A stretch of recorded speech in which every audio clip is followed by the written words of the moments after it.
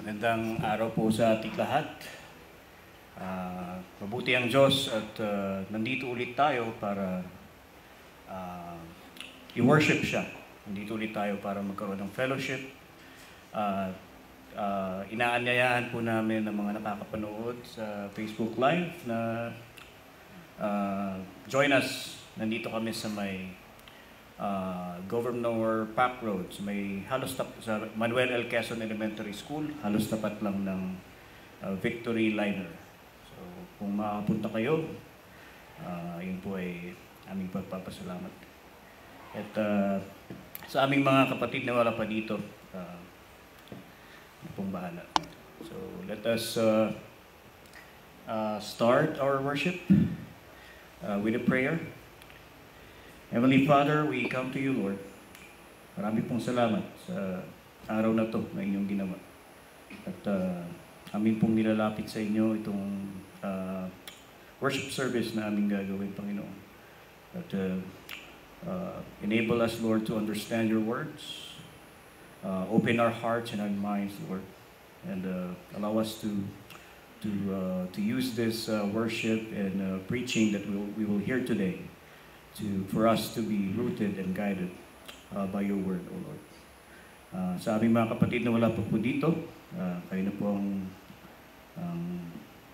umalalay sa kanila, ang protekto sa kanila, Panginoon. At yung mga kapatid na wala dito, na may dinadamdam ngayon, na nakikinig, kayo na rin po ang bahala. Umabay at pumbasbas sa kanila. Panginoon, marami pong salamat sa araw na to. In Jesus' name we pray. Amen. For our first song, so I'll stand and let's sing Indescribable.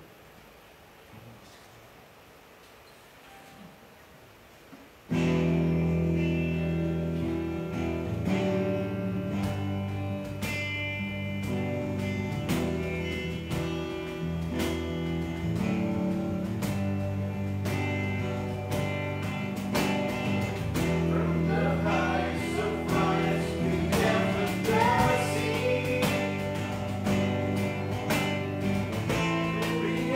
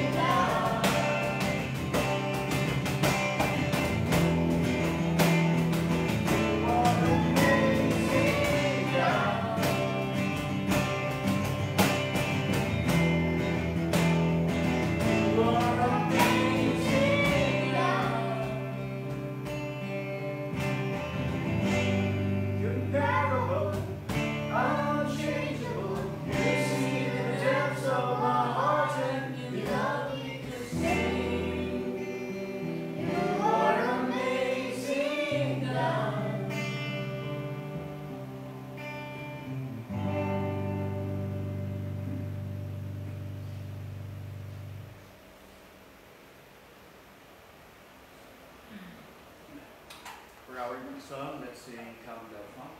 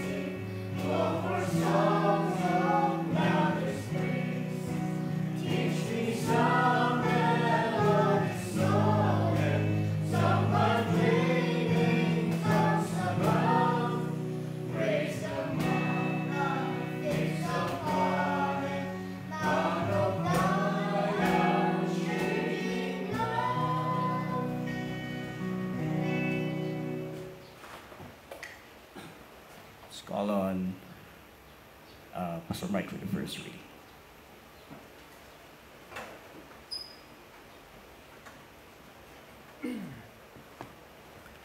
Okay, let us open our Bibles to Joshua 18, verses 20, and we'll continue with chapter 19, verses 1 to 9. Okay? So Joshua chapter 18, verses 20 and following, up to chapter 19, verse 1 to 9.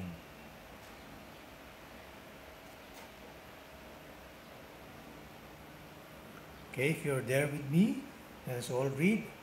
The Jordan formed the boundary on the eastern side. These were the boundaries that marked out the inheritance of the clans of Benjamin on all sides. The tribe of Benjamin, clan by clan, had the following cities: Jericho, Beth Hogla, Emek Keziz, Beth Araba, Zemaraim, Bethel, Avim, Para, Opra, Kephar Ammoni, Ophni, and Geba, 12 towns and their villages: Gibeon, Ramah, Beroth, Mizpah, Kephira, Moza, Rechem, Irpil, Tarala, Zela, Haelef, the Jebusite city, that is Jerusalem, Gibeah, and Kiriath, 14 towns and their villages. This was the inheritance of Benjamin for his clans. Chapter 19, The second lot came out for the tribe of Simeon, clan by clan. Their inheritance lay within the territory of Judah. It included Beersheba or Sheba, Mulada, Hazar Shual, Balak, Ezem, Eltolad, Bethul, Horma, Ziklag, Beth Markaboth, Hazar Susa, Beth Lebaoth, and Sharuhen, 13 towns and their villages.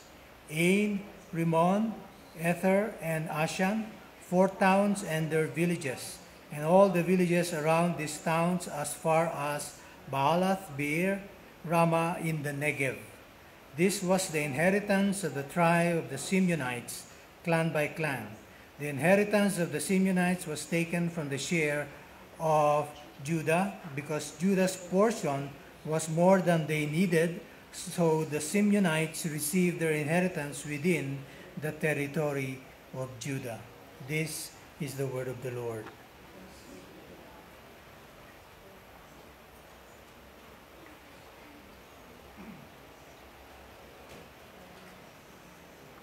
Our second reading is taken from the book of Romans, chapter 3. We shall be reading from verses 1 to 20. Verses 1 to 20 of Romans 3. Let us read. God's faithfulness.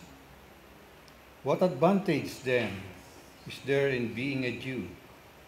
Or what value is there in circumcision? Much in every way. First of all, the Jews have been entrusted with the very words of God. What if some were unfaithful? Will their unfaithfulness nullify God's faithfulness? Not at all. Let God be true, and every human being a liar. As it is written, so that you may be proved right when you speak and prevail when you judge. But if our unrighteousness brings out God's righteousness more clearly, what shall we say? That God is unjust in bringing his wrath on us? I am using a human argument. Certainly not, if that were so. How could God judge the world? Someone might argue, if my falsehood enhances God's truthfulness and so increases his glory, why am I still condemned as a sinner? Why not say, as some slanderously claim that we say, let us do evil that good may result. Their condemnation is just. What shall we conclude then? Do we have any advantage? Not at all, for we have already made the charge that Jews and Gentiles alike are all under the power of sin. As it is written, there is no one righteous, not even one. There is no one who understands. There is no one who seeks God. All have turned away. They have together become worthless. There is no one who does good, not even one. Their throats are open graves. Their tongues practice deceit. The poison of vipers is on their lips. Their mouths are full of cursing and bitterness. Their feet are swift to shed blood. Ruin and misery mark their ways, and the way of peace they do not know. There is no fear of God before their eyes. Now we know that whatever the law says, it says to those who are under the law, so that every mouth may be silenced and the whole world held accountable to God. Therefore, no one will be declared righteous in God's sight by the works of the law. Rather, through the law, we become conscious of our sin. This is the word of the Lord. Please be seated.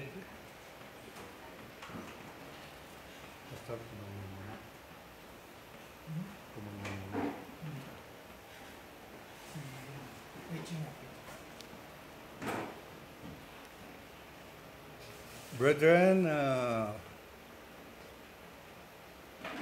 and friends, let us welcome Brother Jomai Maglaki.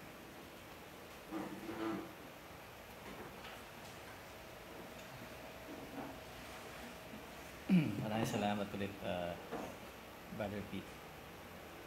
At isang magandang umaga sa ating lahat. Bago po tayo magsimula, paalala lang po kasi sarado po yung ating toilets dito. So, doon po tayo sa main building. So, and sabi daw, enter through the steps and then open the gate on the right. Then proceed to the toilet. So, I think yun din yung CR na ginagamit natin dati, no? Pag sa baba. Ground lang. Pag-akit lang, tas kanan. Tas yun na.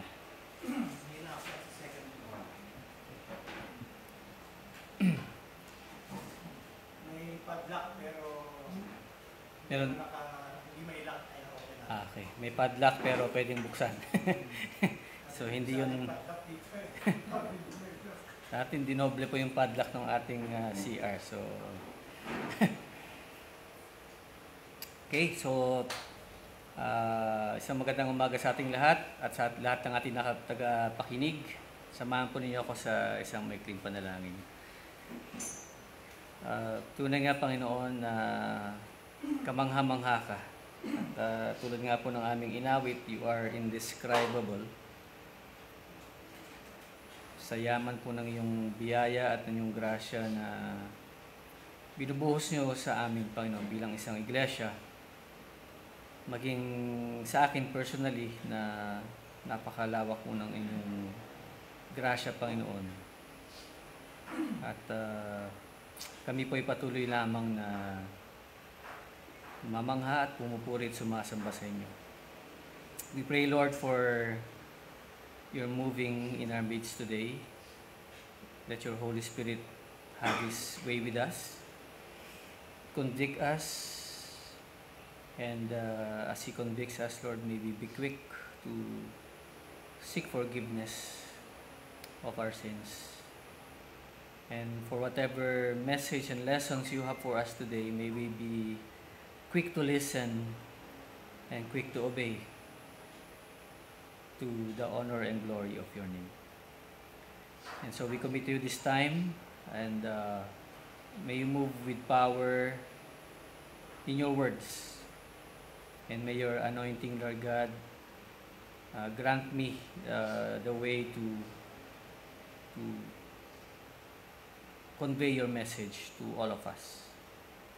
We give you praise and thanks in Jesus' name. Amen. So, mga kapatid, tayo po'y nagpapatuloy. We are continuing our study in the book of Ephesians, and last Sunday, we actually have tackled the 3rd chapter and the portion of chapter 4. Just to give a summary, in chapter 3, Paul was conveying or expressing his motivation that he wants the Gentile believers or the Gentile readers to understand the message of the gospel and what the gospel has done for them. And this mystery na kanyang binabanggit lagi, it was talking about how the Gentiles and the Jews are now one. And it's now actually in the form of the church. And hindi na sila hiwalay. Kumbaga, yung mga hintil ay hindi na sila second-class citizen, but they belong to one body, which is the body of Christ, the church. And then, he also mentioned about the role of the church, and that is to be the one to dispense the manifold wisdom of God. Ang iglesia po ang kinakasangkapan ng Panginoon upang ipahayag ang kanyang katotohanan. No? Yan ang ating panawagan. Hindi po tayo nag-gather dito para lang sa ating mga sarili. But after we gather here, meron po tayong ministry, which is the ministry of the gospel, the sharing of God's word. That's why when we share the gospel, when we teach, when we have Bible studies, when we have preachings like this every Sunday, hindi nawawala ang gospel truth. Hindi ho tayo nagtuturo dito paano yumaman o paano magkaroon ng buhay na maganda o paano maging malusog ang ating pangangatawan. Ang tinuturo po natin dito ay yung pang matagalan o yung pang walang hanggan, which is eternal life in Christ. And then, yun nga po, pinanalangin niya, he prayed for the Ephesians, and anong kanyang prayer? That the believers, his readers, will have a deeper understanding of this wisdom, of his words. And ito ay kanilang isabuhay. And then now he starts to proceed in Ephesians chapter 4, wherein he starts to give a lesson on the imperative. So natandaan po ninyo itong dalawang word na to, ano? Yung indicative and imperatives. So pag sinabing indicative, what is our position in Christ? Ano ang ginawa ng Panginoong Diyos para tayo maligtas? And our position now is we have been grafted into the kingdom of God, into the vine, which is Christ Himself. And then now, the imperatives, what would be the result of this being part of the kingdom of God? Okay? So, yun po, ating pong pinag-aralan, ano ba ang, sabi nga, isabuhay. Ano dapat isabuhay ng mga Kristiyano, ng mga believer? We talked about humility and gentleness and how to be patient and how to bear with one another. And nabanggit nga natin na sa isang iglesia, may kanya-kanya tayong upbringing, and maaring dahil yung pagkaka-upbring sa iba ay iba sa atin, minsan inis, for lack of better word. Pero we have to expand our patience. And pag tinitingnan natin ang bawat isa, ganito dapat. Hindi pa tapos si Kristo sa kanya. At dahil hindi rin tapos pa si Kristo sa akin. So dapat magkaroon po tayo ng pagpapaumanhin sa bawat isa at pagpapasensya. And yun nga, binigay din ng Panginoon dahil katawan niya ang church, ay kanya itong patuloy na inaaruga. Binubuhay niya ito sa pamagitan ng kanyang salita, at yun yung source ng nutrition ng church, His Word. Imagine niyo na yung pag ang tinuturo na lang natin dito ay mga kung ano-ano na lang, wala labas sa salita ng Diyos, wala hong patutunguhan ng ating church. Pero ang nilagay ng Panginoon dyan, He placed the apostles, the prophets, and then now He placed the teachers, the pastors. Okay? At tininan po natin about Christian maturity, ano ba ang baby Christian versus what is a mature Christian. And then, in all this, sabi nga, love is the one that should build up our church. Doon umiikot. And we will be looking at this in a short while. Now, pagdating po sa verse 17, chapter 4, verse 17, Paul now provides instructions for Christian living. Paano ba mamuhay ang isang Kristiyano? Aside from the earlier verses or the earlier topics that he mentioned. So, sabi niya dito, basahin po natin, verse 17 to 19. So, I tell you this and insist on it in the Lord, that you must no longer live as the Gentiles do in the futility of their thinking. They are darkened in their understanding and separated from the life of God because of the ignorance that is in them due to the hardening of their hearts. Having lost all sensitivity, they have given themselves over to sensuality so as to indulge in every kind of impurity, and they are full of greed. Tayo po mga kapatid, meron po tayong kanya-kanyang mga buhay bago po tayo iniligtas ng Panginoon.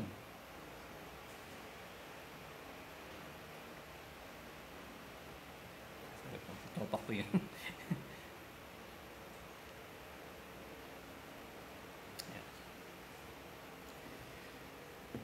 So bago po tayo niligtas ng Panginoon, we have been living our own way, no?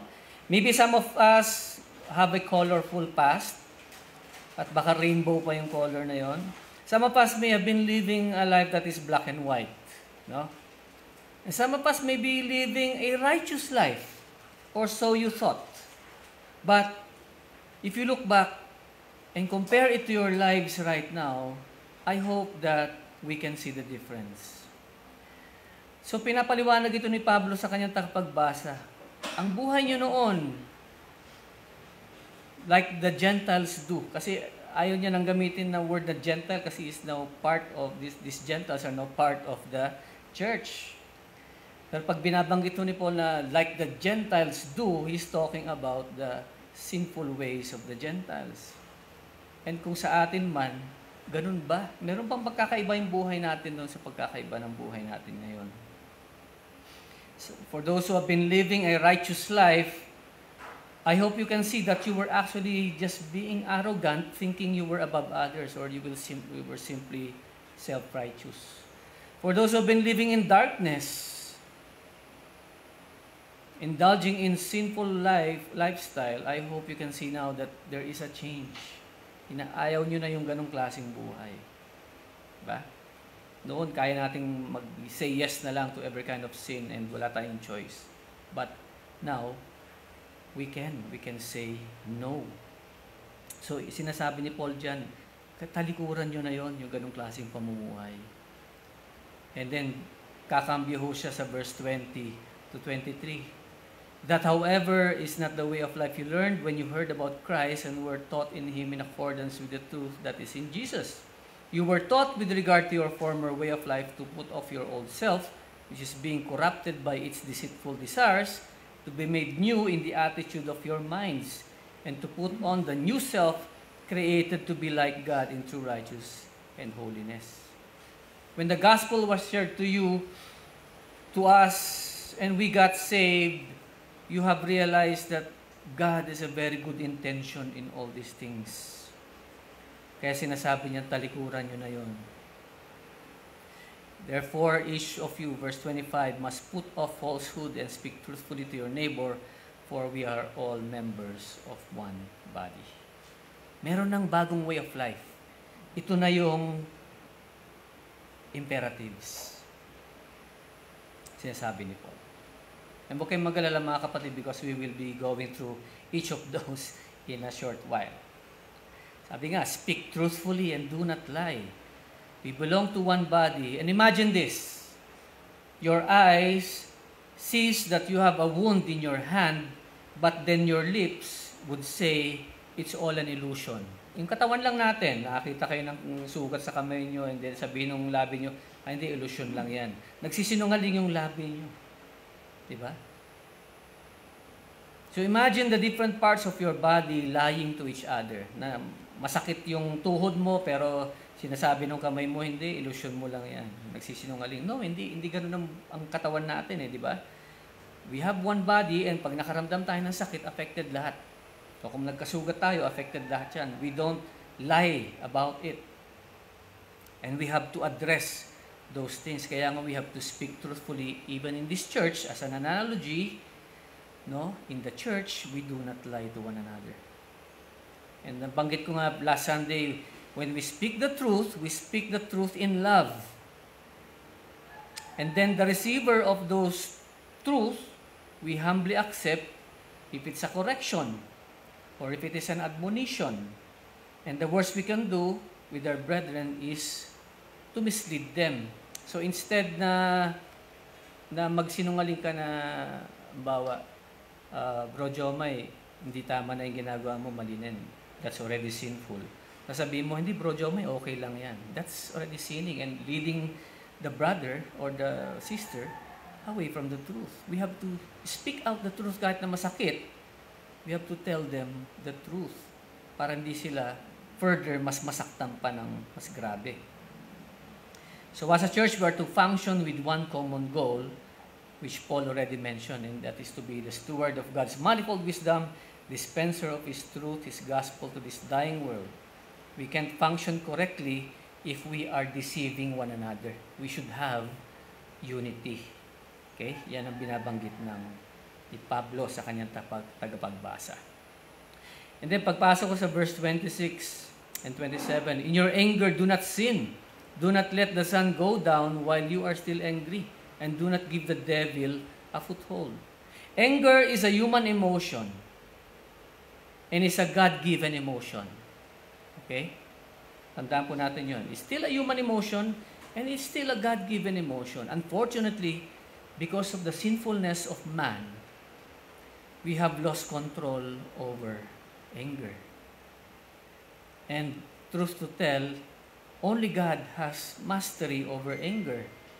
And the anger of the Lord is holy. But the anger of man does not produce righteousness, sabi nga. In Matthew 21 verse 12, sabi dyan, Jesus entered the temple courts and drove out all who were buying and selling there. He overturned the tables of the money changers and the benches of those selling doves. It is written, He said to them, My house will be called the house of prayer, but you are making it a den of robbers. Nagalit po ang Panginoon nung pagdating ho niya sa templo, ay andun ho yung mga nagbebenta ng mga hayop, at nagpapalit ho ng pera. At marami hong pandaraya din na nangyayari doon. So nagalit siya. Pero ano yung dali ng galit niya? It was because his father's house, which is the temple, was being, I call this, nabusan ako ng salita, nababastos, nabababoy. No? So, hindi nagalit si Jesus dahil para sa kanyang sarili. Nagalit si Jesus dahil sa kanyang zealousness sa righteousness ng kanyang ama. At sabi nga nung turo ni Bro Exy sa James, di ba? Sa James 1:19-20, My dear brothers and sisters, take note of this. Everyone should be quick to listen, slow to speak, and slow to become angry, because human anger does not produce the righteousness that God desires. Contrast natin. What is the cause of the anger? If it is God's anger, no, it is basically against His person, His character, His holiness. Yun yung cause. Pero pag man's unrighteous anger, it is anger because we are frustrated. Hindi natin nakuha yung gusto natin. Pag speed naman of getting angry, ang Panginoong Diyos, dinescribe niya ang sarili niya kay Moses, slow to anger. Ang tao, konting kwan lang, mitya lang, mapakaiksi, galit kagad.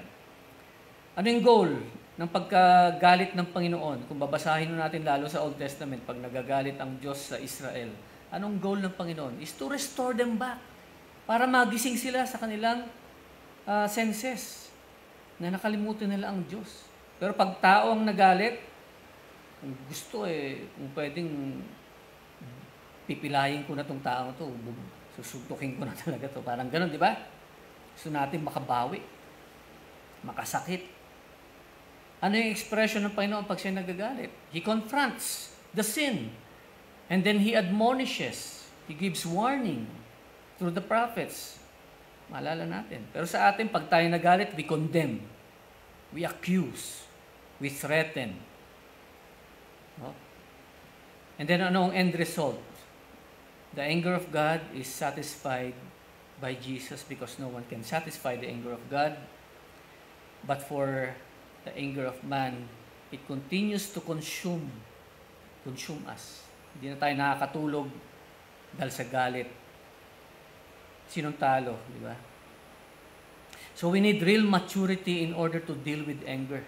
And we need the gift of the Holy Spirit's self-control.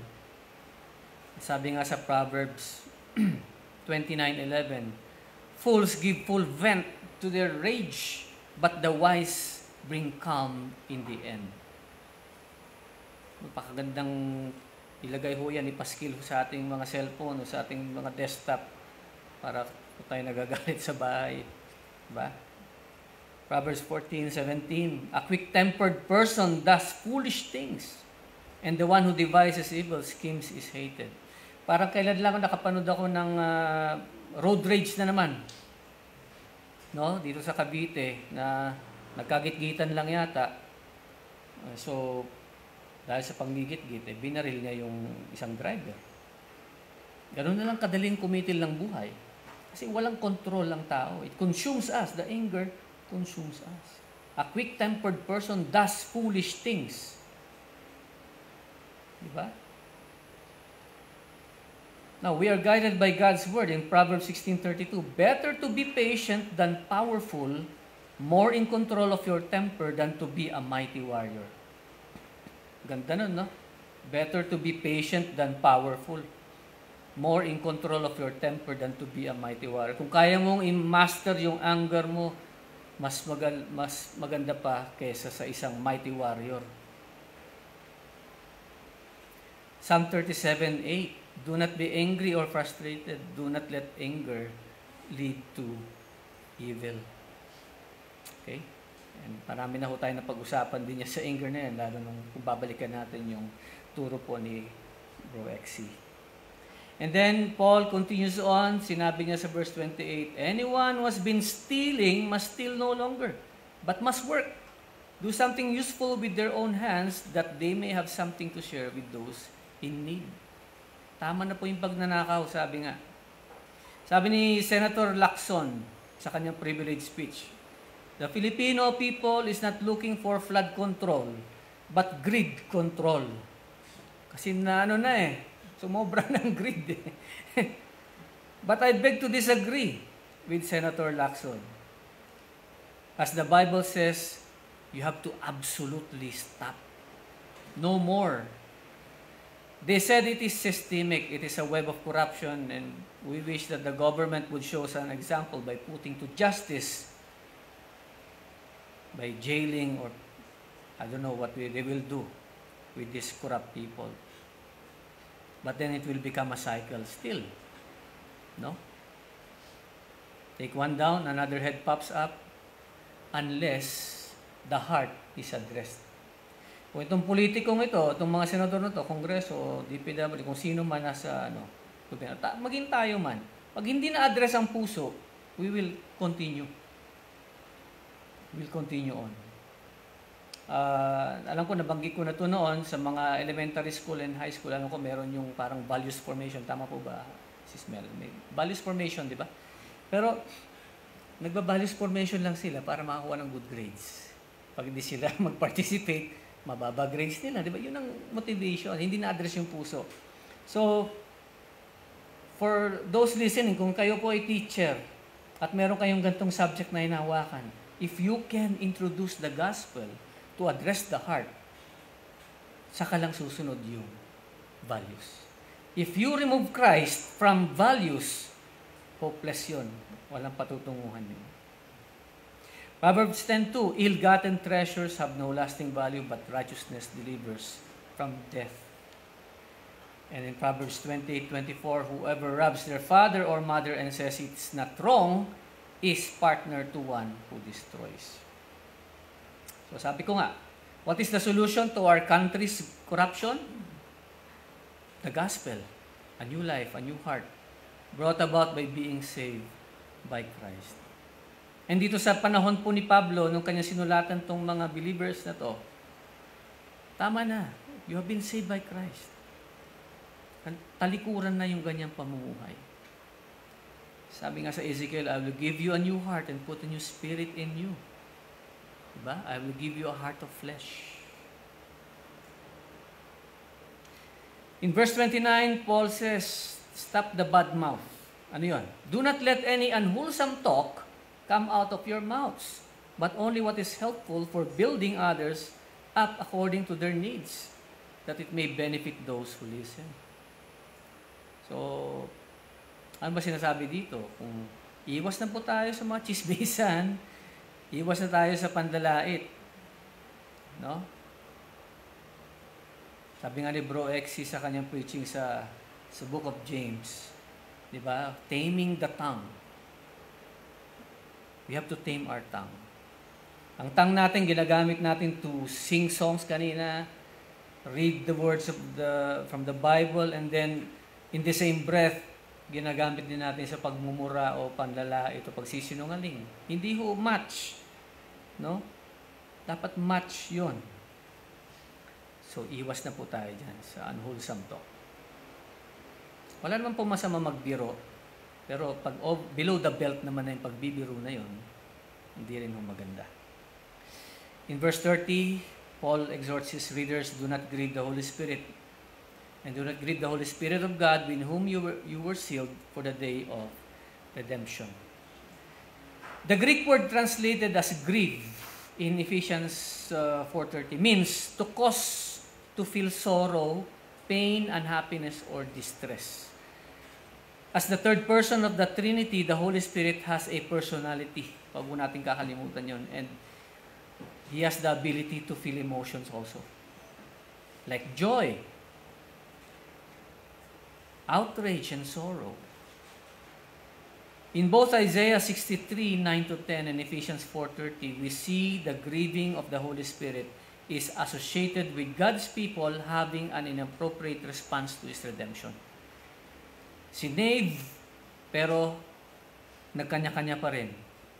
Dito sa parte na to ng Ephesians, sinave ka, pero kung ipagpapatuloy mo pa rin yung mga gawain mong yan na parang walang pagbabago sa'yo, you are grieving the Holy Spirit. Kaya nga, do not grieve the Spirit appears to complement Paul's opening exhortation to live a life worthy of the calling you have received. Be completely humble and gentle, be patient, bearing with one another in love. Make every effort to keep the unity of the Spirit through the bond of peace. Yan po yung fruit ng banal na Espiritu sa buhay ng Kristiyano. Believers grieve the Spirit when they do not maintain peace and harmony in the body of Christ. And yung mga nabanggit ko kanina na mga sins nitong mga leaders niya o mga Ephesians perhaps, those are things that grieve the Holy Spirit. Kung pagpapatuloy pa rin natin yung ganyang klase na pamumuhay, we are grieving the Holy Spirit. Our lives before were separated from God, but now you are in God, in Christ. Therefore, walk with the Spirit.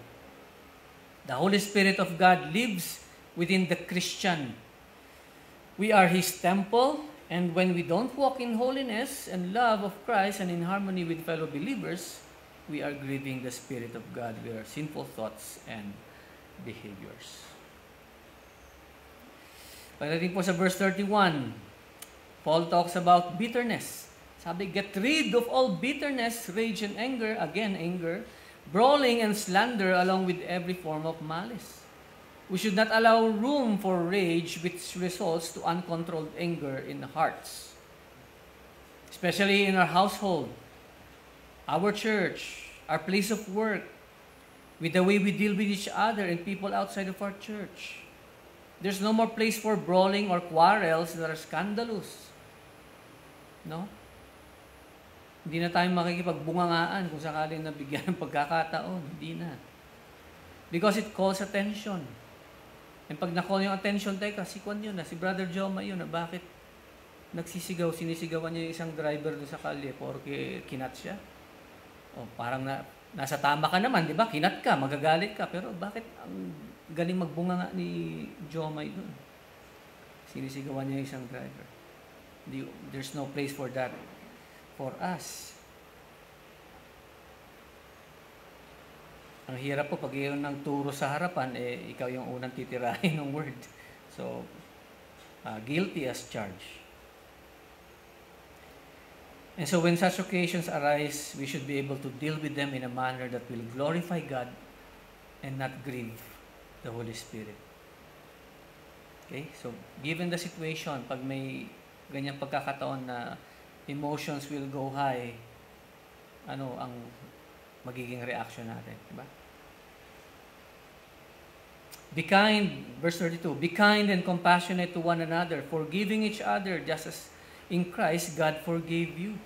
The antidote to the evil things in the previous verse is to be kind and compassionate to one another, and with the cherry on top, forgiving one another.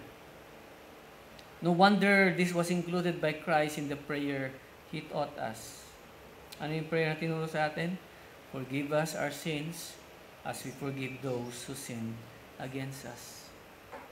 And of course, this is the very character of God. He is a forgiving God. He is a God of reconciliation.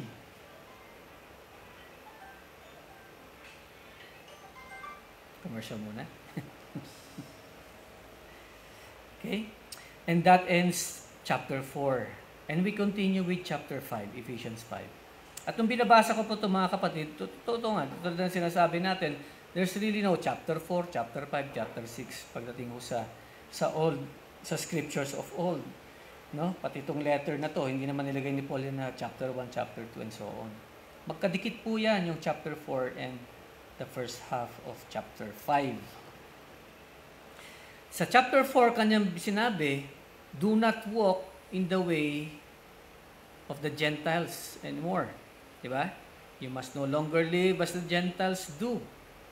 And anong kanyang prescription naman sa chapter 5? Ang kanyang unang sinabi, instead, dinagdag ko lang po yung instead. Follow God's example, therefore, as dearly loved children. Kayo na mga anak na ng Diyos, inampun niya na sa kanyang pamilya. Follow God's example. And walk in the way of love, just as Christ loved us and gave Himself up for us as a fragrant offering and sacrifice to God. So compared to the previous paragraphs, where Paul describes the previous way of life of his readers, he exhorts them to instead imitate God. And when he says, kasi yung verse natin dito, he says, follow, he's again implying his readers' status as a prisoner or a slave of Christ. However, this is not the kind that we imagine about prisoners or slaves today, o yung mga napapanood natin sa pelikula, di ba? Most of the time, we think of it as a grumbling way of following or obeying, full of complaints because of the harsh condition that these prisoners or these slaves are in. Rather, for those who are in Christ, being His prisoner or slave is the best position or status a human being can have, especially for us sinners. Napakaganda hong maging slave o prisoner ng ating Panginoong Jesus. Bakit to? Because our Lord or Master is a loving and caring Master. He is loving and caring. Unlike the earthly masters or earthly lords. Diba? Usually, pag earthly lords or earthly masters, inaabuso yung kanyang mga prisoners o yung kanyang mga slave. But our Lord, He describes Himself as the Good Shepherd. Meron bang warden o human master na ganyan, na tawag niya kanya sa kanya sarili ay, I am a good shepherd? And binanggit pa ni Jesus Christ, baka may magsabing, oo, meron din. Tingnan natin. As the good shepherd of the sheep, ano yung willingness na sinabi ni Christ? He is willing to lay down His life for the sheep. And that speaks a lot. Our Lord and Master gave His life for us, undeserving as we are. Kaya nga this so-called following or imitating is a joyful way of life for the Christian. A joyful way of obedience because there is confidence that God will never lead His children to do wrong or to sin. God always sets an example of good, of righteousness, which leads to life and not harm. Diba, napakaganda po? Sabi po sa Deuteronomy 30:15-16, See, I set before you today life and prosperity, death and destruction. For I command you today to love the Lord your God, to walk in obedience to Him, and to keep His commands, decrees, and laws. Then you will live and increase, and the Lord your God will bless you in the land you are entering to possess. Okay, yan ang pangako ng Panginoon sa mga Israelita. Originally intended for the Israelites as they were about to enter and conquer the promised land. These verses can still apply to us today. Now, again, let's be careful. This is not a promise of financial or material blessings. Hindi ho yung promise ng perfect health. But rather, it is a blessing of life in Christ. Because the ultimate destination is not the promised land. For us, the destination, the ultimate destination, is Christ Himself in the new heavens and the new earth. Sinabi nga ni Pastor Mike, di ba?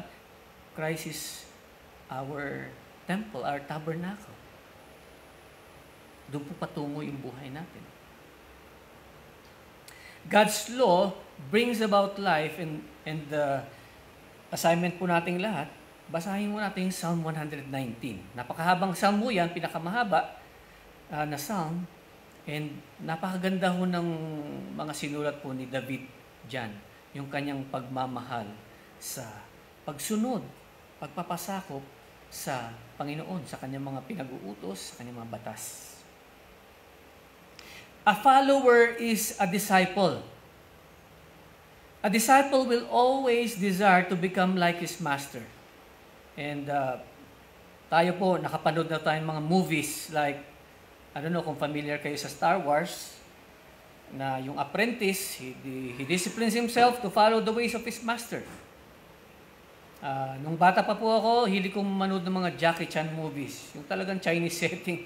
Tapos yung character niya, nobody siya, binubugbog siya, and then makakakita siya ng master niya, and then tuturuan siya paano sa martial arts, and then makakabawi siya doon sa mga kalaban niya. A disciple follows the master. Now, it's not a good analogy or perfect analogy, but somehow you get the idea. The follower is a disciple, and for a Christian, he follows the ways of Christ. He desires to become more like Christ. And how do we know that we are becoming more like Christ? Ano bang sinabi ni Pablo sa verses na to? Sabi diyan, follow God's way of love. So binanggit ko kanina, di ba, itong love builds up the church. And dito, individually, follow God's way of love. And how do we follow God's example of love? No? We should love the way God loves. And how was this shown to us by God? The perfect and ultimate example of love. Mababasa natin sa John 3:16. For God so loved the world. And what did He do? He gave His only begotten Son, that whosoever believes in Him will not perish but will have eternal life. Ibang rendering ho ng John 3:16, mababasa ho natin yan sa Romans 5:8. But God demonstrates His own love for us in this, while we were still sinners, Christ died for us. And paano pa pinakita ni Kristo yung kanyang pagmamahal? Galatians 2:20, I have been crucified with Christ, and I no longer live, but Christ lives in me. The life I now live in the body, I live by faith in the Son of God who loved me and gave Himself for me. Yan yung pagpapakita ni Kristo ng kanyang pagmamahal. This is how we love. It is a sacrificial way, a sacrificial kind of love. And the command of Christ to His disciples before He went to the cross, John 13:34-35. A new command I give you, love one another. As I have loved you, so you must love one another. By this everyone will know that you are my disciples, if you love one another. And how are we able to love? Baka sabihin mo, ang hirap naman mahalin ng mister ko o misis ko, ang hirap naman mahalin ng aking churchmate. Pag nakikita ko siya, nanggagalaiti ako. 1 John 4:19, we are able to love because He first loved us. Hindi ho tayo magla-love on our own strength, but we love because God is guiding us to love. The Spirit who indwells us teaches us to love. Dahil pag ikaw lang magsasabing, mamahalin ko yan, sarili mo lakas, guaranteed, first day pa lang, bagsak ka na. Love characterizes the life of a disciple or a follower of Christ. And there is no law against love. Pag minahal ho natin ang bawat isa dito, we show care to our brethren. Wala hong law laban yan, hindi ka makukulong dahil dyan. If our intention is love for God and love for our brethren and fellow men, what law would be against this virtue? Now, when we say law, by the way, brethren, baka na maisipin nyo. When we say law, we refer to the law of God and not the law of men. Because time might come where the law of men might be perverted and bawal nang gawin yun. Now, currently, the laws of men is patterned from the laws of God. But we see that these laws now are being perverted to suit the sinful lifestyle or preference of people. Halimbawa, meron po tayo sa US yung mga LGBTQ laws. Okay? Laban ho yan sa US kasi sabihin na iba, pwede nang sumali ang mga trans women sa mga sports na pang babae lang talaga. No? Kung napanood nyo yung Olympics na trans woman yung kalaban ng isang babae, bugbog sarado siya. Sa boxing. Sa swimming, ito yung isang controversial sa US, di ba? Yung dati siyang lalaki, di siya manalo-nalo sa swimming, nag-trans woman siya, champion siya ngayon. Meron din sa US, and although medyo ibang states yata, binago na nila to. Merong isang law sa US na pwede kang magnakaw sa kahit anong mga shop. As long yung mga ninakaw mo, hindi lalampas ng, hindi ko alam kung nakakamali ako, $1,000. So, pag $999 yung ninakaw mo, absuelto ka, hindi ka pwedeng ikulong. Diba, kahit siguro hindi Kristiyano, ordinaryong mag-iisip, how stupid this law is. Man's law is self-centered and is designed to suit his needs. Or hindi nga needs suit his wants. And this world also perverts the meaning of love. They say to love means we have to approve. Second commercial. We have to approve these simple ways.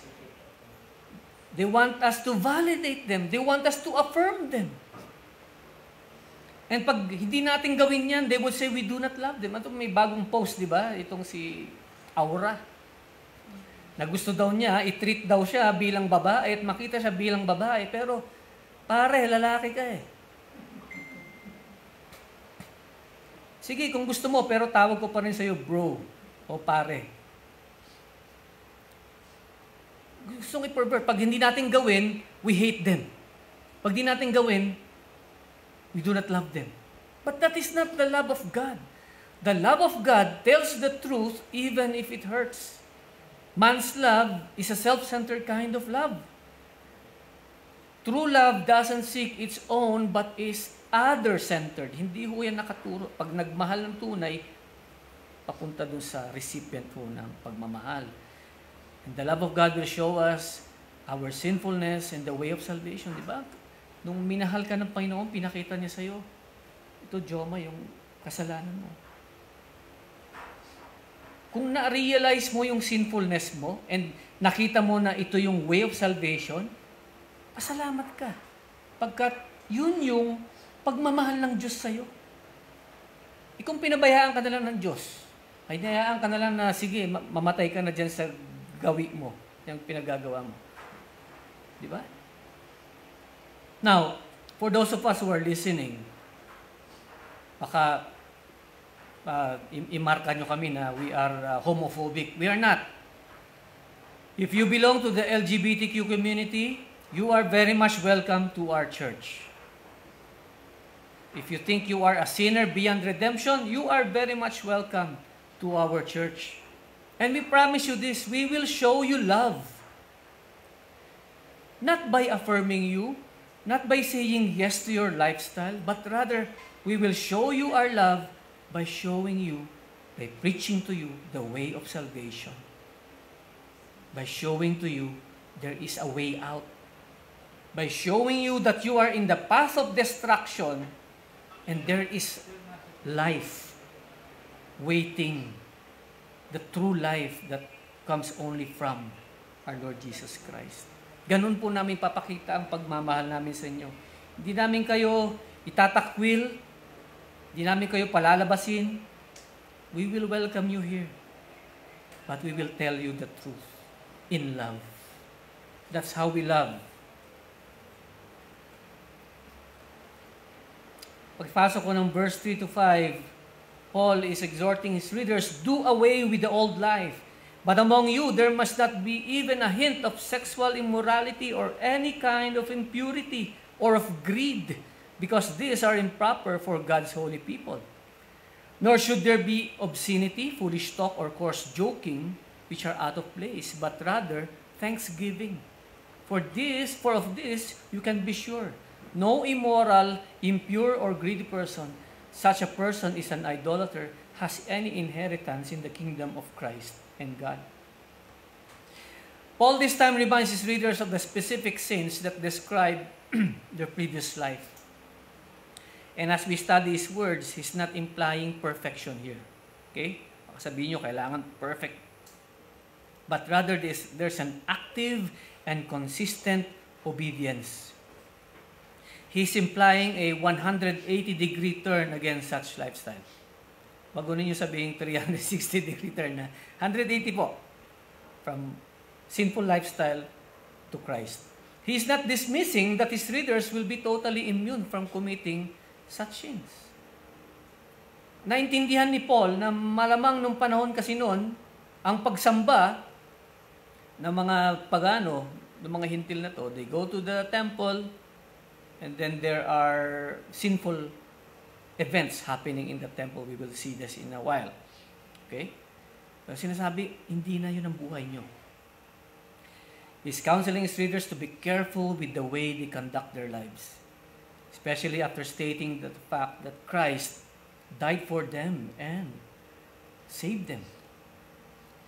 On sexual immorality or impurity, Paul says in 1 Corinthians 6:12-20, I have the right to do anything. Actually, mas magandang basahin po yung buong yan, 12-20. I have the right to do anything you say, but not everything is beneficial. I have the right to do anything, but I will not be mastered by anything. You say, food for the stomach, and the stomach for food, and God will destroy them both. The body, however, is not meant for sexual immorality, but for the Lord, and the Lord for the body. By His power, God raised the Lord from the dead, and He will raise us also.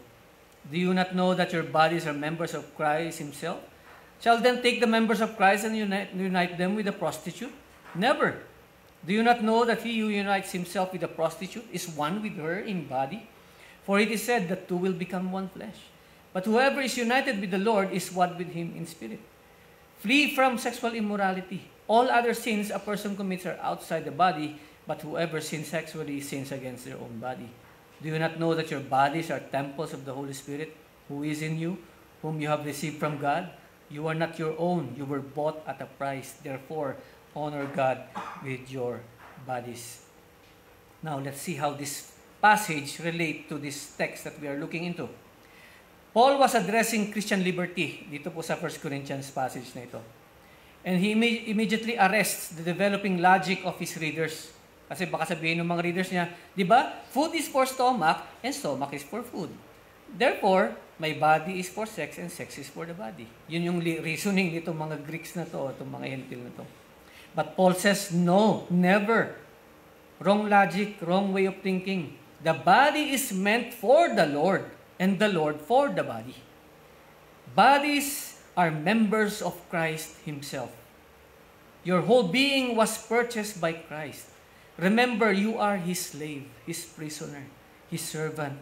And then you have the audacity to join this body with a prostitute? Imagine that. It doesn't make sense and is highly illogical. You can join Christ with sin and sin with Christ. There is no fellowship between light and darkness.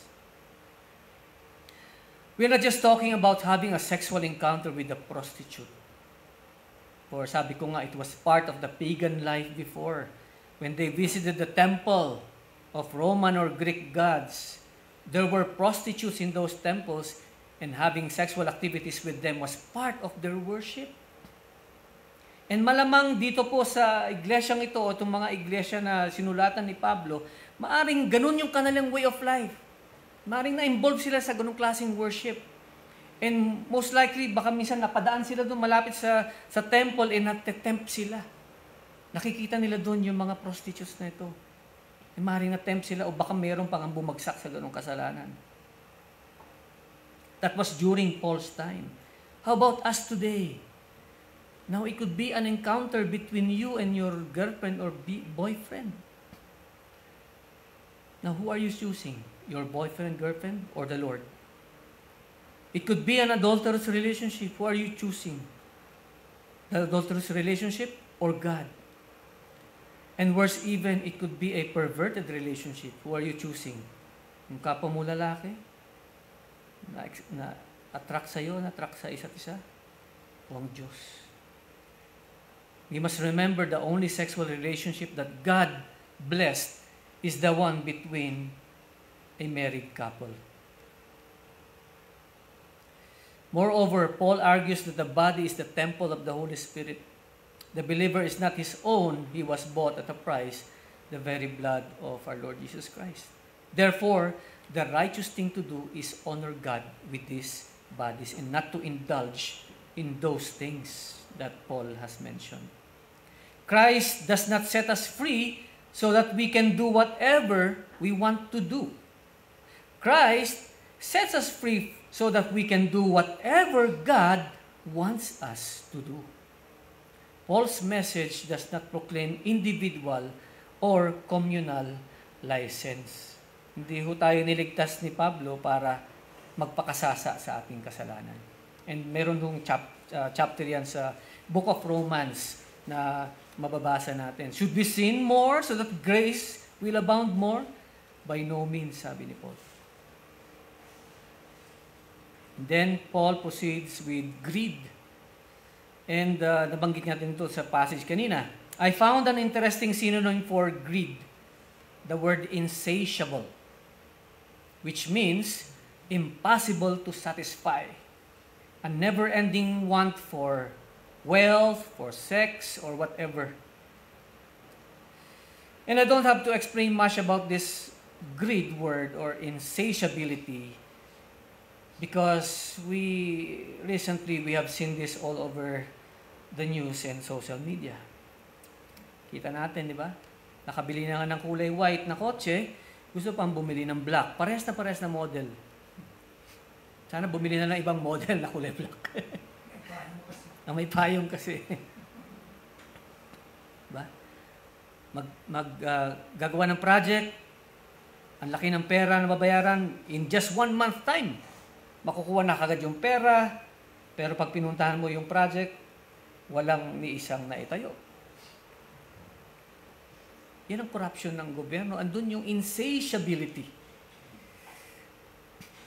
So notice all that these sins, sexual immorality and greed, na nabanggit ni Paul, they are always part of the list which characterizes all who will not enter the kingdom of heaven. If this is the lifestyle of a person, it is easy to dismiss him or her as one who is not saved and is in danger of the fires of hell. And why are these sins listed specifically? Because the greater sin that encompasses these sins na binanggit ni Paul dito is idolatry. God hates idolatry. He is a jealous God. Diba? This was the sin of Aaron and the Israelites when Aaron fashioned the golden calf. And sabi nga ni R.C. Sproul, the greatest worship service that ever happened was this one. Kasi malayo pa lang si Moses ba o si Joshua, narinig niya na that there was a sound like a war cry or something, di ba? Yung pala nag-worship na siya sa golden calf. Kasi buong kongregasyon napasamba niya doon sa golden calf. How ironic. This was the sin of Adam and Eve when they disobeyed God. They want to put God on the lower level at gusto nilang sila ang masunod. This was even the sin of David. The very man who is after God's own heart. He also committed idolatry. Alam niyo po ba kung aaralin po natin yung sin ni David with Bathsheba? He actually disobeyed all the commandments. 1 to 10. Hindi ko na dadaanan yon kasi mahaba yon. Si Solomon lalo na. Oo nga, bro Jomay, sila Aaron, sila Almenib, sila David. Guys, brethren, friends, this is also our sin. Even now that we are already Christians, we also still fall into idolatry. Minsan, the very cell phones that we have becomes the idols that we have.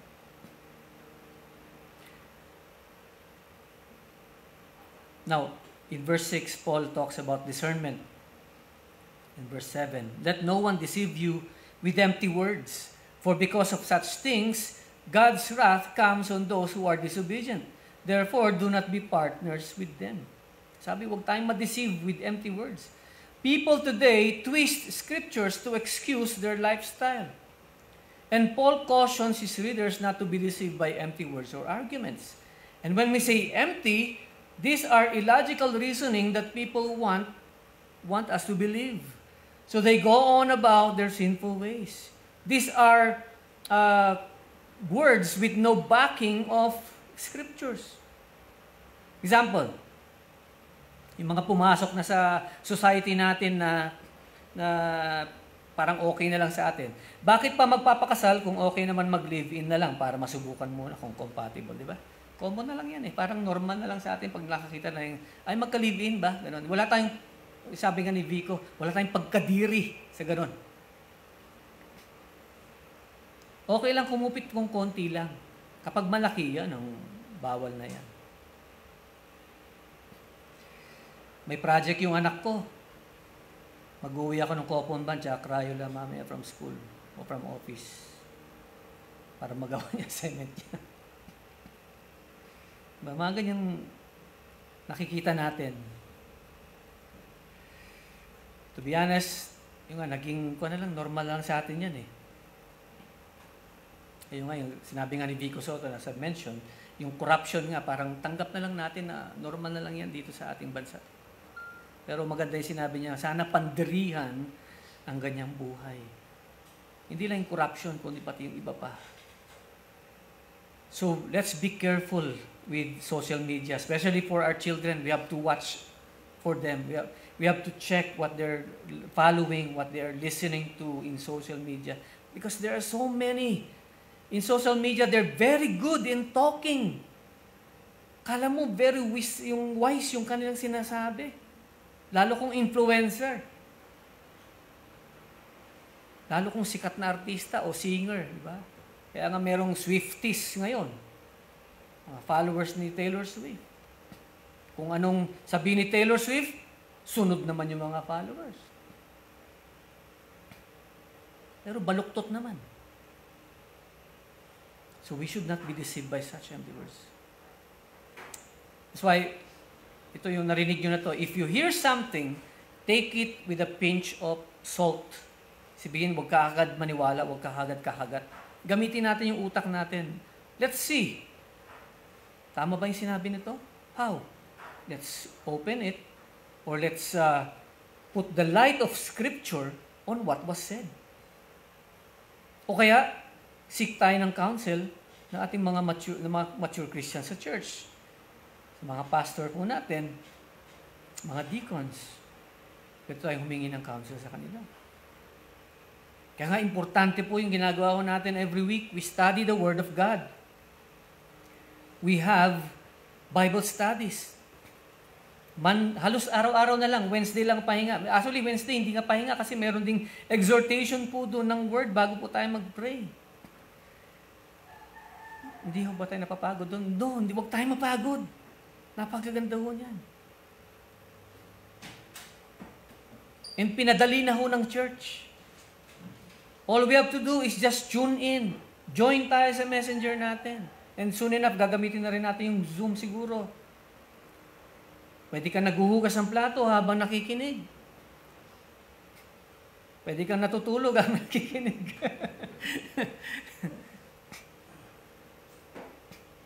Pero ibig sabihin, it's all available for us. Para hindi ho tayo matangay ng mga gantong empty words.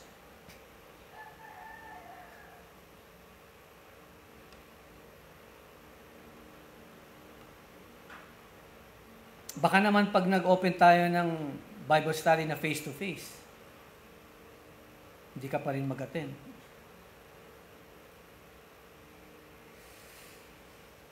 Now, going to verse 8 to 10, Paul exhorts further, live as children of light. For you were once darkness, but now you are light in the Lord. Live as children of light, for the fruit of the light consists in all goodness, righteousness, and truth, and find out what pleases the Lord. In John 8:12, Jesus Christ said, again to the people, He said, I am the light of the world. Whoever follows me will never walk in darkness, but will have the light of life. Just as Christ promised that those who drink the living water that He gives, kung malala po ninyo yung Samaritan woman, di ba? That those who drink the living water that He gives will have this water become a spring of water welling up to eternal life. So thus the light that He gives. Those who receive the light of the Lord will also become light in the Lord. What does this mean? As one receives eternal life after being enlightened by the Lord, one is able to proclaim this truth and share also with lost souls. So others may be enlightened also by the gospel. As Jesus is the light of the world, His followers also become light as they lived out the life of Christ. When believers walk in goodness, righteousness, and truth, they walk in the light. And just as the moon at night receives its light from the sun, so does the follower of Christ reflect or receives the light of his master. So yung buhay ho natin, we are reflecting the light of Christ. Pag sinusunod ho natin yung kanyang buhay. Kaya, as light, we expose evil deeds. Verse 11 to 14. Have nothing to do with the fruitless deeds of darkness, but rather expose them. It is shameful even to mention what the disobedient do in secret. But everything exposed by the light becomes visible, and everything that is illuminated becomes a light.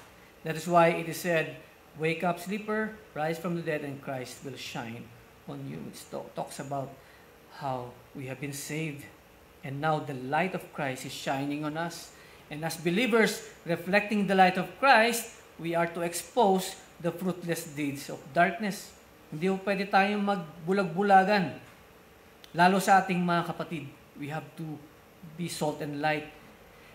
And aside from that, in this world, when we go out, when in our workplace, in our families, we are to be salt and light. Dinagdag ko na po yung salt kasi yun po ang sinabi sa Matthew 5:13 to 15. You are the salt of the earth. But if the salt loses its saltiness, how can it be made salty again? It is no longer good for anything except to be thrown out and trampled underfoot. Ano bang gamit ng salt? It is a preservative. Diba? And when you share the word, somehow there is the moving of God in your families, in your workplace, amongst your friends. Somehow there is this preservation happening. But more than that, 14, you are the light of the world. A town built on a hill cannot be hidden. Neither do people light a lamp and put it under a bowl. Instead, they put it on its stand and gives light to everyone in the house. In the same way, let your light shine before others that they may see your good deeds and glorify your God, Father God in heaven. We have to be the light. We have to be the example of good deeds and righteousness. Yung bang tipong pag nakikita ka nila, mahihiya gumawa ng kabulastugan yung nasa paligid mo. O pag nakita ka nila, oy, nandiyan si Father Jomai, inuman na naman. Ganun ba?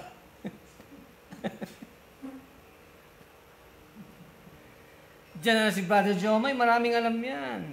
Dadalhin tayo niya doon. Ganun ba? O pag nakita, diyan na si Brother Jomay, tumahimik na kayo. Tama na yung baga. Ganun ba? Diyan na si Bro Jerry, medyo tumahimik ka tayo. Is that the way people see us? Ba? Nagiging allergic sila pag nakita ka. Kaya nga sa following verses, wise living, verse 15 to 17, sabi dyan ni Paul, be careful then how you live, not as unwise, but as wise, making the most of every opportunity because the days are evil. Verse 17, therefore do not be foolish, but understand what the Lord's will is. So, let me explain this by comparing the wise person and the foolish person. The wise person is receptive to instruction. Wise individuals welcome and learn from advice and reproof. If you are a wise person, you are willing to be reproved. Pag binigyan ka ng correction, willing kang makinig. No? Pag binigyan ka ng advice, willing kang makinig. The wise person listens to counsel. No? Hindi siya nagsasarili.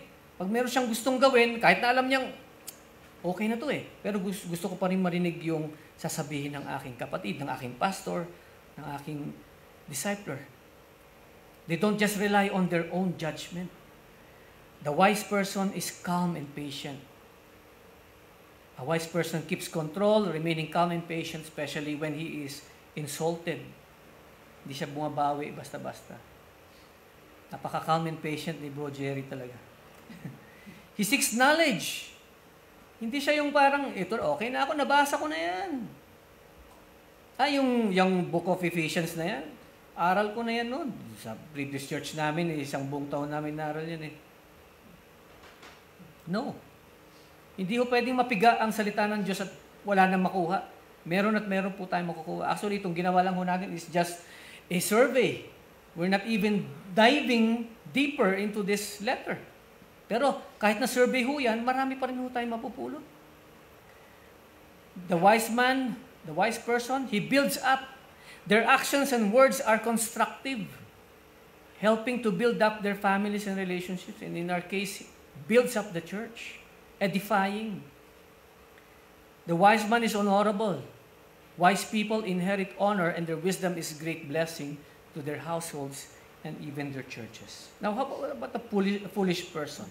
The foolish person is arrogant and stubborn. Mayabang, confident, naniniwala sa kanilang sariling opinion, at ayaw nilang makinig na sa iba pa. Sabihin niya, hindi, tama na ito. Nakakita na ba kayo? No? May kilala kayo sigurong ganyan.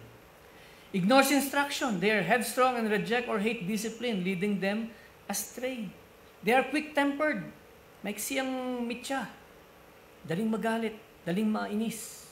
Daling maanoy. They mock sin. And fools often mock those who sin but are upright. Mouth of folly. Their words often lead to foolishness and destruction or contention. Ito na yung mga sinabi, empty words. Reckless. They're often careless in their actions and quick to act without thinking. And they destroy. A foolish person's action and behavior can lead to the ruin of their household and even of their church. Then finally, verse 18 to 20. Be filled with the Spirit. Do not get drunk on wine, which leads to debauchery. Instead, be filled with the Spirit, speaking to one another with psalms, hymns, and songs from the Spirit. Sing and make music from your heart to the Lord, always giving thanks to God, the Father, for everything, in the name of our Lord Jesus Christ. What good thing does being drunk lead to? Meron bang makapagsabi sa akin na ang paglalasing ay nauuwi sa isang bagay na maganda? Meron ba? I've yet to hear an argument that says getting drunk has all positives and leads to good things, good life. Pag naglalasing ka ba, it leads to good health? Pag naglalasing ka ba, it leads to good sleep? No. getting drunk will always lead to something bad or harmful, whether noticeable or not. Okay? Nota paglalasing. I'm qualifying it. And but Paul contrasts this by exhorting his readers rather to be filled with the Holy Spirit instead. And being filled with the Holy Spirit, we become guided in our walk, and His fruit becomes evident in us. Sa mga naglalasing, nagkakantahan sila, di ba? They sing. But they get into trouble, and sometimes they die doing so. Lalo pag yung kanta ay yung I did it my way. Ang dami na hong mga lasing na namatay dahil sa kantang yan. But the Christian who is filled with the Spirit sings to who? Sings unto the Lord and praises His name. There is fellowship between sinner and Savior. There is joy. Notice that the Holy Trinity becomes involved when we speak of psalms, sing hymns, and songs from the Spirit. Diba? Kasama lahat. God the Father, the Son, and the Holy Spirit. If we do this, if we speak of psalms, if we sing hymns, if we sing songs from the Spirit, that is the life that will characterize our future, brethren. Why not be involved in it now? Huwag na nating hintayin yung future, although darating yan. Ngayon pa lang, pwede na kasi tayong ma-involve. At saan tayo pwede ma-involve sa gantong klaseng pamumuhay? Yung sa church. Kung saan ang kanyang mga iniligtas, doon niya niligay. Upang magsama-sama, mag-fellowship to do this. At alam niyo ba mga kapatid, soon enough, we will witness the Lord Jesus Christ singing. Kakanta siya. Ano kayang boses ng Panginoon, no? Di ba tayo pag nakapanood tayo ng singer na ang galing-galing kumanta, parang, wow, ang ganda, halos idolohin mo na, naging idol mo na. Diba, si Taylor Swift. Nagiging idolatrous. Pero pag si Jesus Christ ang kumanta, at aliw na aliw ka at mangha-mangha ka, hindi na ho idolatry yun eh. Si Jesus Christ na po yan, kumakanta. Sabi po sa Hebrews 2:10-12, in bringing many sons and daughters to glory, it was fitting that God, for whom and through whom everything exists, should make the pioneer of the salvation perfect through what He suffered. Both the one who makes people holy and those who are made holy are of the same family. So sinabi dito, nung niligtas po tayo ni Kristo, tayo ay naging kapamilya niya. We are considered His brothers and sisters. Kaya sinabi po dyan, verse 11b, so Jesus is not ashamed to call them brothers and sisters. Rather, He says, I will declare your name to my brothers and sisters. In the assembly, I will sing your praises. Kakanta ang ating Panginoong Jesus. Mapapanood ho natin yan. Mamamangha ho tayo sa Kanya. At yung awit pa niya, He talks about our salvation. And He talks about us in His song.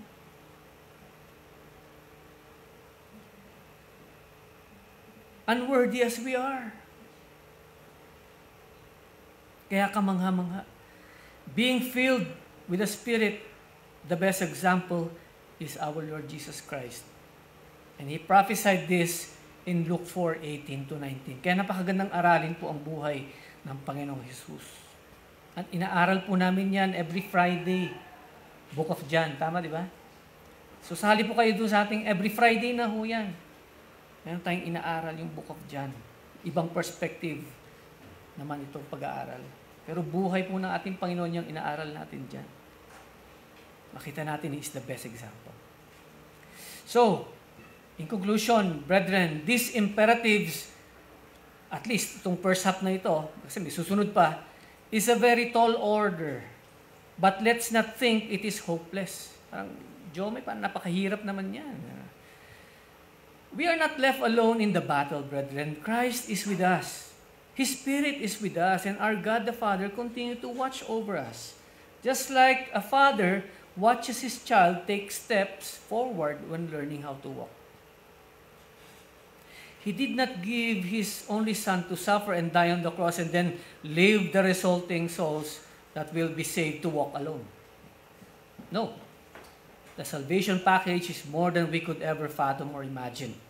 Our story is not yet done, but while we are yet on this journey of salvation story, let's keep in step with the Holy Spirit, as mentioned in Galatians 5:25. And trust Him who promised that He will be with us till the end of the age, na pinangako niya in Matthew 28:20. And until we see God's glorious wisdom fulfilled to the praise of His glory. God willing, next time that I will be able to stand here with you, brethren, we will be looking at the Christian household. A very timely, practical lesson for all of us because it will cover marriage, husbands and wives, and children. Very controversial to. Mabigat na aralin. Piling ko yung panalangin. O kung sabihin ng pastor sa akin, ako na lang magtuturo niyan. Mas maganda. But abangan po natin yung susunod na katuruan po. Tayo po yung manalangin. We give praise and thanks, O God. Thank you for showing us the way. Thank you for being our light. And with these lives that you have given, Lord, please help us to reflect your very light to this dying world. That through this church, Lord, we might be able to reach out to the lost souls. We have included that in our meeting, in our plan, that we adopt a particular barangay or area here in Baguio where we could spread the good news of salvation and spread out the light to these people.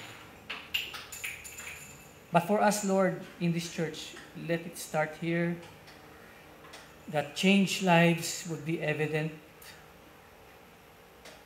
so that we would be able to show forth your grace and mercy outside. We give you praise and thanks and continue to make us remember the lessons that you have taught us today. This we pray for your glory in Jesus' name. Amen.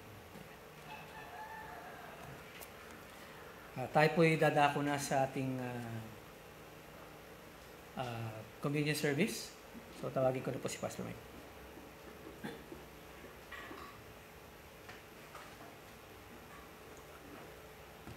Thank you, Brother Jomar, for that exhortation, the imperative of living the Christian life. And so, at this juncture, we are going to have our communion service. So, as we are passing the elements to our brethren, may I just inform that this is just for believers. Yung pong talagang tunay na nakasumpong na sa Ebanghelyo ng ating Panginoon. Kung meron pa kayong mga questions or hindi pa kayo talaga lubos na talagang akma or sang-ayon sa sinasaad ng Lord's Supper, ay mangyari pong wag na muna po kayong tumanggap, okay, o makibahagi. But having said that, may this be an opportunity for you to witness how we do such an activity or a gathering, because we commemorate the very suffering of Christ, the very work of Christ. And it pertains to the last night when he was with his disciples. Okay?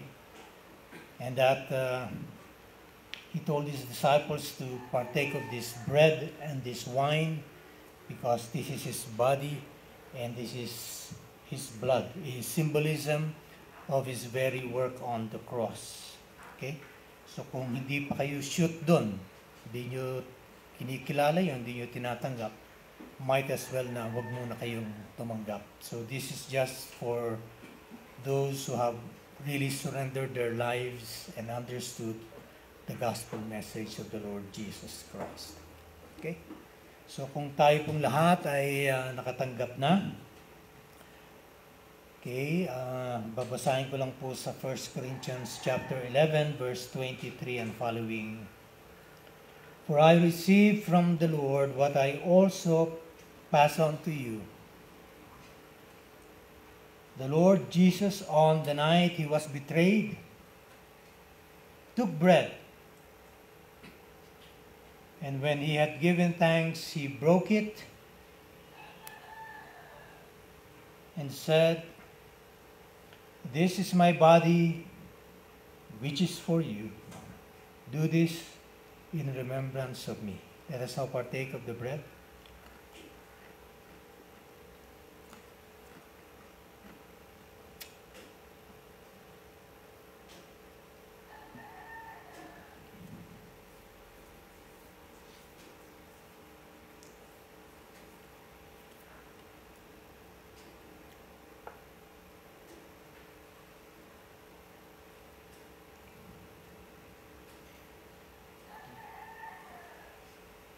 In the same way, after supper, he took the cup, saying, "This cup is the new covenant in my blood.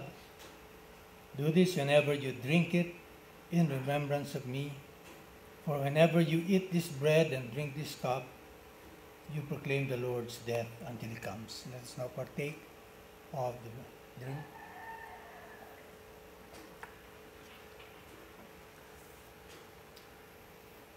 Therefore, whoever eats the bread or drinks the cup of the Lord in an unworthy manner will be guilty of sinning against the body and blood of the Lord. So a man ought to examine himself before he eats of the bread and drinks of the cup. For anyone who eats and drinks without recognizing the body of the Lord eats and drinks judgment on himself. Okay? So yun po ang sinasaad ng salita ng Diyos. Let us pray. Our Heavenly Lord, we are so grateful of people to partake of your body and blood through the symbolism of the bread and the drink. We thank you, Lord, because this is a reminder of how you have gone out of your way, that wonderful fellowship with the Father you have left and have come down on earth, and to obey your calling, you went straight to the cross to sacrifice yourself for the forgiveness of sins and for our redemption. And so with this, we have eternal life. Lord, we thank you for calling us and choosing us to be part of your people. Lord, may this eventually be seen by others, especially those who are yet outside the fold, so that when they see, they may be lured to the way we conduct the Lord's Supper, for them to see and understand your finished work on the cross, and for them to likewise be saved. And so we thank you with this. May you be honored, may you be glorified. In Christ's name we pray. Amen. Amen.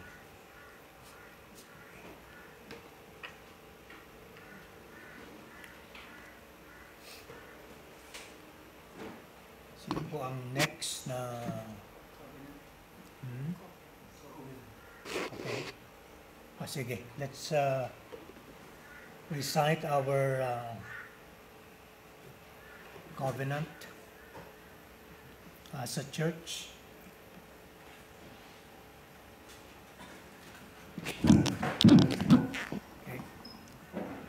us all stand. Sabay-sabay po tayo.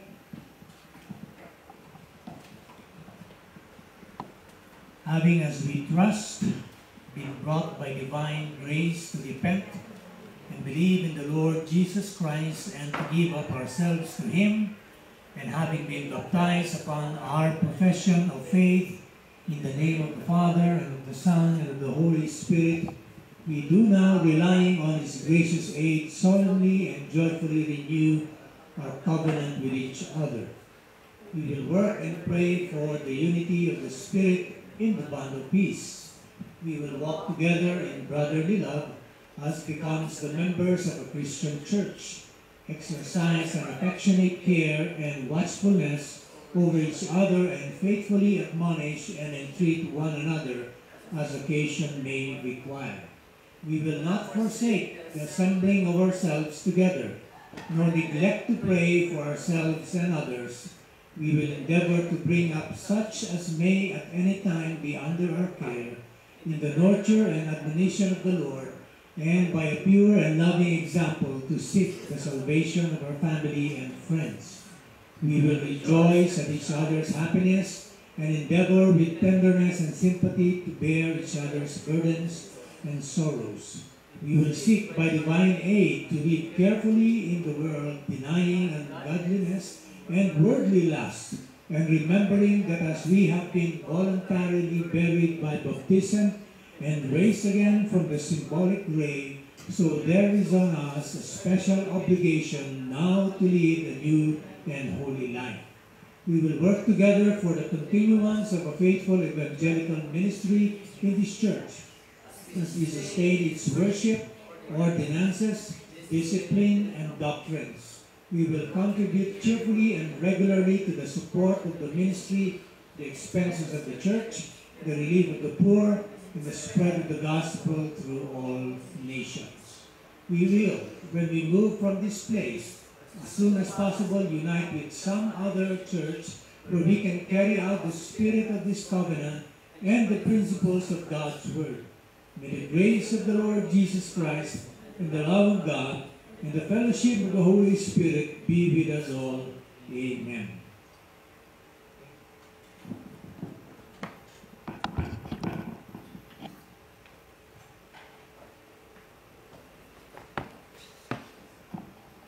Thank you, Brother Tomay, we praise God for using you sa deliver ng magandang mensahe. For our response song, let's all sing Blessed Assurance.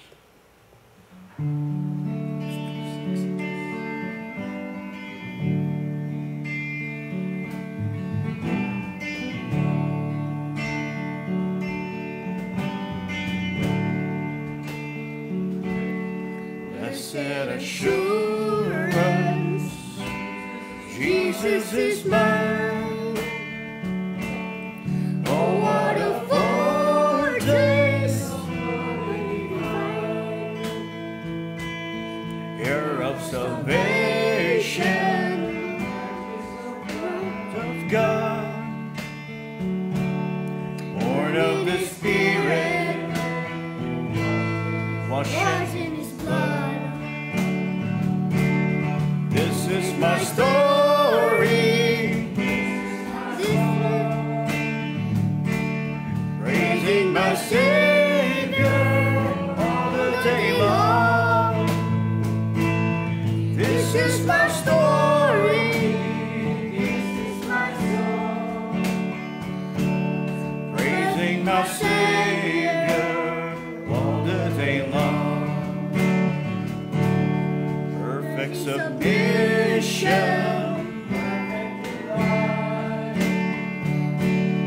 visions of rapture, angels ascending, break from above, echoes of mercy, whispers of love. This is my story, this is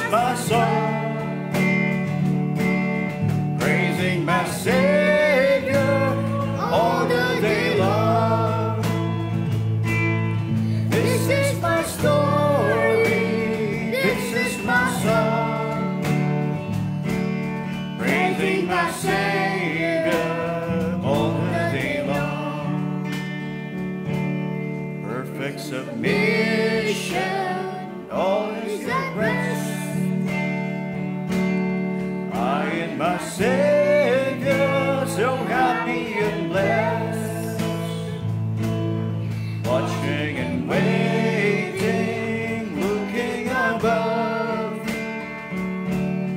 filled with His goodness, lost in His love. This is my story, this is my song, praising my Savior all the day long. This is my story, this is my song, praising our Savior all the day long.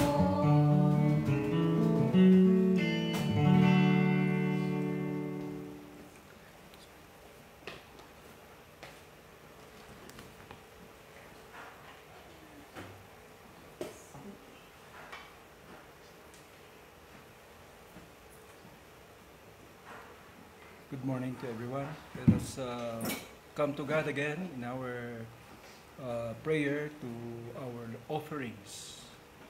Let's bow our heads and come to God. Father, we thank you so much for this blessed morning and time for us to enjoy the Word of God that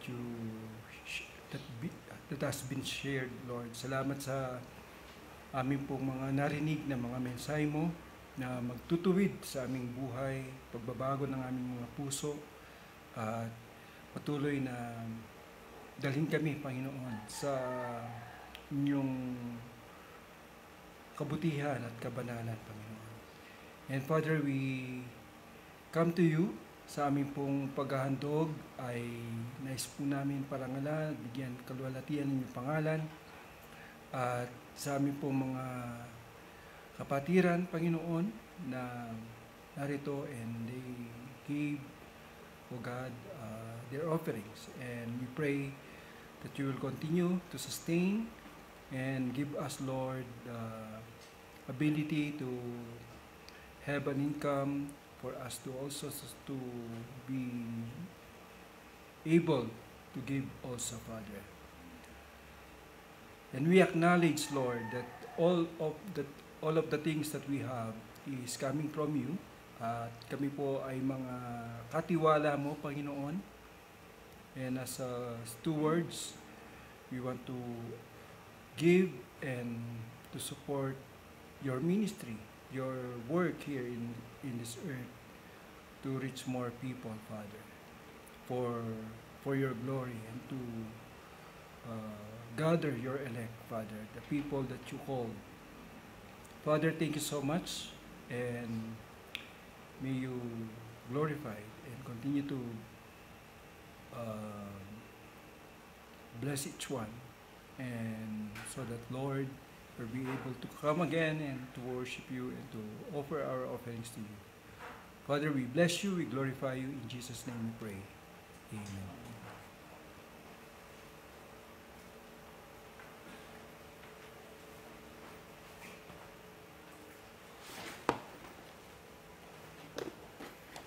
Okay, before we go to our benediction, anyone who is celebrating his birthday this coming week or mga kinasal nitong parating na linggong ito? Si Kuya Ryan po, sa Lunes.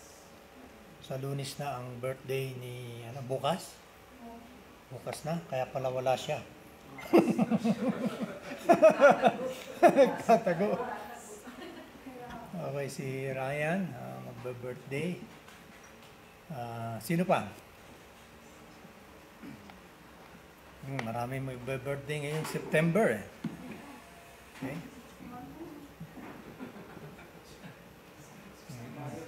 Si Jojo is next week pa, di ba? Yung birthday niya. September 18, parang ganun. yung pastor namin. Ganun ba? Talaga? Ha? So yung pastor niyo pala magbe-birthday? Next week pa yun. Okay. Sige. Mga kinasal, mga may anniversary. Wala. Sige. Ay manalangin. Aming Diyos na banal, kami po ay nagpupuri sa inyo at papasalamat. At sa sandaling ito, amin pong nilalagak sa inyo si Brother Ryan at ang ilan pa kung sakaling mang may nanonood sa amin sa aming Facebook Live. We pray kung sila po ay magdaraos ng kanilang kaarawan na sila po ay inyo pong pagpalain, Panginoon. We pray for Brother Ryan, yung protection for him and Kim as they travel to Manila today to attend a seminar of Dr. Kim. So we pray, Lord, for your wisdom, your help and guidance, and also allow them to continue in their walk with you, O God. And as part of the leadership, si Brother Ryan, sa kanya rin pong pagtatayo rito sa harapan sa pamumuno ng aming praise and worship. At the same time, sa kanya pong pagtuturo sa mga youth, we pray that indeed bibigyan mo siya ng karampatang dunong pagdating po sa bagay na ito. And kamakailan siya po ay nagpa-check up, so we pray na yung mga result ng lab test niya are okay naman po sana. And we pray for his health, patuloy na gamitin mo, Panginoon, na siya ay maging malusog para po, Lord, sa mga gagawin pa niya dito sa loob ng iglesia. Ganon din po ang suporta ng kanyang may bahay na si Dr. Kim at ang kanilang pag-rear and nurture sa kanilang anak na si Amara.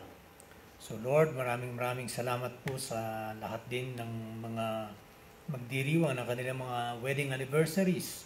We pray, Lord, na sila yung mga believers na patuloy na gamitin nila ang mga relasyon na ito para maitaas ang iyong pangalan, maluwalhati ka, ma-attract ang mga iba pa na hindi mananampalataya, and yet they are married, and by doing so, madala po sila sa loob ng iglesia. Sila ay ma-disciple, lumago at makakilala sa inyo, o aming Panginoon. So gamitin niyo po ang lahat ng iyong mga anak sa mga bagay na ito. At inihiling din namin, Panginoon, ang inyo pong pagpapagaling sa mga may sakit. Ang aming pong kapatid na si Nanay Ninita, si Annabel, si PJ, si Pau Pau, sila pong lahat ay nagkasakit po this week. And so we pray, Lord, for your mighty healing to be upon them, that they may recover soon at mawala na po yung virus, kung ito po ay virus ang siyang tumama o bacteria, para po nang sa ganoon ay bumalik yung kanilang kalusugan at lakas at muli makasama namin sila dito sa pananambahang ito at makabalik ng trabaho rin po si Sister Annabel. So Lord, we pray that you will provide also for their needs, sa medicines, sa food, clothing, shelter na kanilang kakailanganin, O God. So we entrust to you the life of this family and the rest of those who are probably not feeling well. Lord, we pray your healing be upon them, yung mga ubot, sipon, Panginoon. At kamakailan lang ay pumanaw na ang aming kapatid na si Brother Ed. We pray for your comfort and your peace to be upon his wife and his children, to the whole family, that indeed sila ay maka-move on the soonest, Panginoon, sa pagpanaw ng kanilang asawa ni Evelyn at ama ng mga bata. So maraming salamat, Panginoon, for allowing Brother Ed to share his life in the ministry and in this church. And naway ang kanyang pagpanaw ay magamit para po sa iyong kaharian, sa iyong kaluguran, Panginoon, at marami pang madala sa iyong kaharian, Panginoon. So maraming salamat sa mga bagay na ito. Sa mga iba pa naming kapatid na maaaring dumadaan sa mga pagsubok, mga pagpanaw ng mga mahal sa buhay, o kanilang mga kakilala o kaibigan, yung mga nangangailangan ng financial help, lalo na sa pag-aaral ng mga bata, sa mga pangunahing pangangailangan ng bawat pamilya. Lord, we know you are faithful, you will provide, you will sustain, and you will not allow your children to beg bread, Panginoon. Indeed, you are a loving and faithful God. And so with this, we are so thankful. Okay, as we now go to our benediction. Now to him who is able to establish you by my gospel and the proclamation of Jesus Christ according to the revelation of the mystery hidden for long ages past, but now revealed and made known through the prophetic writings by the command of the eternal God, so that all nations might believe and obey him. To the only wise God be glory forever through Jesus Christ. And everyone say, Amen. Amen. Magandang tanghali po sa inyong lahat. And I'll call on Brother Jerry again to pray for our food.